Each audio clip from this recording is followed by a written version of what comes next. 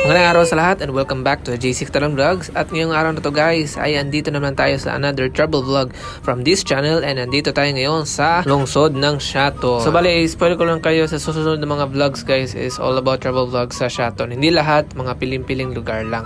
So ngayon unahin muna natin ang Lake Balanan. At sa isang iglap ay andito na tayo sa kanilang stopover kung saan ito yung entrance papunta sa lake. So ito yung Balanan Lake. So luckily Tuesday ngayon, at Tuesday guys ay walang entrance fee, so free lang. So ito na yun So ito yung entrance fee nila. So may room rates din sila sa mga gustong mag-overnight, may facility rates.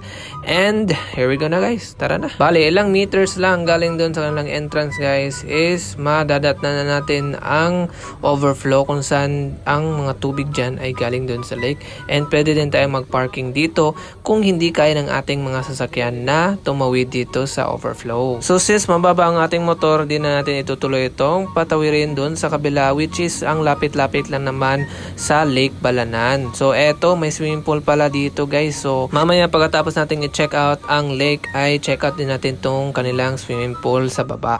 So eto na, nakatawid na pala tayo sa ilog. So eto, aakyat na tayo ng konti lang naman, at eto, mararating na natin ang Balanan Lake.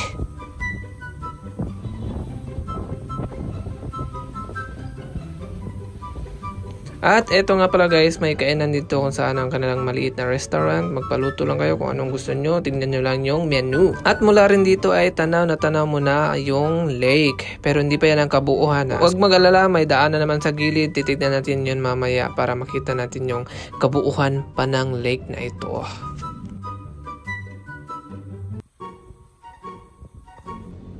At eto na, mamamaybay na tayo sa gilid gamit ang kanilang sementado na boardwalk, at medyo mag-ingat-ingat lang tayo kasi may mga madudulas na part and walang hawakan yung ibang side. So mag-ingat-ingat lang tayo sa paglalakad. At kung sakaling gusto nyong mamangka, pwede, may mga bangka naman doon, at meron din silang floating cottage. So eto na, dito pala exit yung tubig ng mismong lake, no? So eto guys, at mabilis ang quick trivia lang guys, no? Mabilis na nga, quick na nga. So ang Balanan Lake nga pala guys, hindi talaga lake nung una. Naging lake lang siya dahil sa paglindol at natrap yung tubig. In short, river lang talaga siya guys. Kaso nga lang mas naging malawak na siya nung natrap yung tubig sa gitna. So eto nga nung binagyo, may mga nabagsak pa na napuno. So ito na yung dulo ng kanilang parang boardwalk.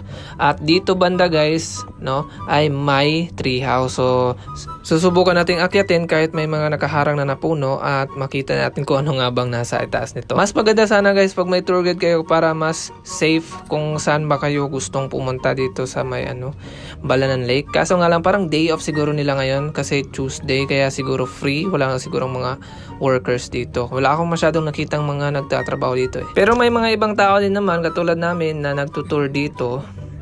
Hindi ko lang napita sa video kasi madalang lang. So eto, akyatin natin itong treehouse guys. Super luma na. So masasabi ko talagang luma na siya guys kasi kita nyo naman yung mga hagdan is kinain na talaga ng puno ng balete. So eto, may madadaanan pa naman. Subukan natin lumusot hanggang sa itaas. At syempre nagdahan-dahan lang kami at hindi kami nagingay kasi baka sakaling may ibang naninirahan na dito. At syempre bago kami tumuloy pumunta sa itaas is chinek muna namin yung mga hagdan na metal na to kung pwede pa ba itong akyatan. Kasi may mga parts na kinain na talaga ng kalawang. Pero eto, matibay pa naman tong ibang parts. So eto, risky na to guys, pero wag kayong gumaya sa amin. Bale, ang treehouse na to guys ay isa sa mga room rates sila nung una. Kaso nga lang hindi na na-maintain. Kita nyo naman may mga kalawang na at butas-butas na ang kanilang mga sahig na kung sakali pare tayong mahulog at ayun may bisita tayong butiki. So bale, isang kwarto nga lang sa loob at may CR na. At yun, may kama pa So hindi na talaga na guys, na asikaso, sayang. Pero maganda pa rin naman siya. Ewan ko lang kung kailan to i-renovate o kaya gagalawin. Pero ayan talagang sira-sira na yung sahig. So bababaw na kami guys. Hindi na kami magtatagal dito at baka sakaling may magampala pa kami. So bale, hindi na lang kami magbabangka guys. Papakita ko na lang sa inyo ang kabuuhan ng lake gamit ang ating drone.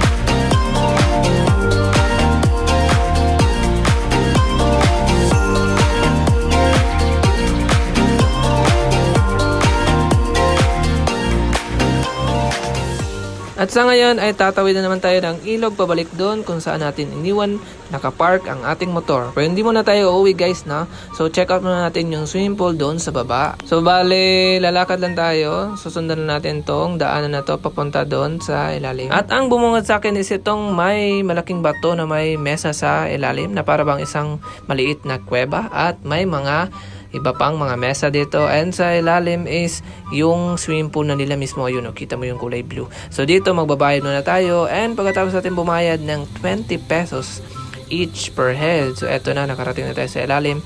Pwede na tayo magtampisaw sa kanilang malamig na swimming pool. So bale, ang tubig dito guys is galing doon mismo sa lake. So eto, check out natin yung ibang pools nila. So may bali 4 ata sila na pools dito na hindi naman masyadong malalim. May mga 4 feet yung na subukan ko, at may mga mabababaw rin para sa mga bata. Ayun, may mga nagtatampisaw pang mga bata. So bali, habang kami ay nagtatampisaw, enjoy nyo muna yung aerial view.